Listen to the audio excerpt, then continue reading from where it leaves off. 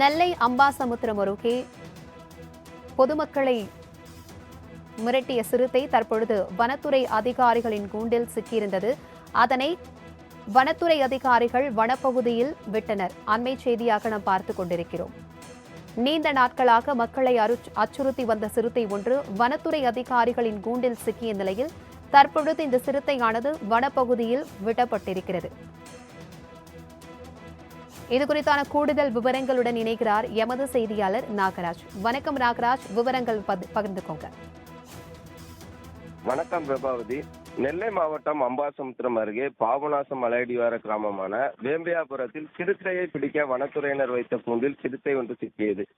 களக்காடு முண்டந்துறை புலிகள் காப்பகம் அம்பாசமுத்திரம் கோட்டம் பாபநாசம் வனச்சரகத்திற்குட்பட்ட மலையடிவார கிராமமான வேம்பியாபுரம், திருப்பதியாபுரம், அணவன் குடியிருப்பு உள்ளிட்ட பகுதிகளில் கடந்த சில நாட்களாக சிறுத்தை நடமாட்டம் இருந்து வந்தது. மேலும் வேம்பியாபுரம், அணவன் குடியிருப்பு பகுதியில் வளர்ப்பு விலங்குகளான ஆடு, நாய் உள்ளிட்டவற்றை பிடித்து சென்றனர். மே 15ஆம் தேதி வேம்பியாபுரத்தை சேர்ந்த சங்கர் என்பவர் வீட்டில் கட்டி போட்டிருந்த ஆட்டை தூக்கி சென்ற சிறுத்தை வனப்பகுதியில் ஆட்டின் இறப்பை உறுப்புகளை மட்டும் உண்டுவிட்டு எச்சத்தை போட்டு சென்றது. இதையடுத்து களக்காடு முன்னந்துறை புலிகள் காப்பகம் அம்பாசமுத்திரம் கோட்ட துணை இயக்குனர் இளையராஜா உத்தரவின் பேரில் வனத்துறையினர் அணவன் குடியிருப்பு வேம்பியாபுரம் பகுதியில் சிறுத்தையை பிடிக்க கூண்டு வைத்து கண்காணித்து வந்தனர்.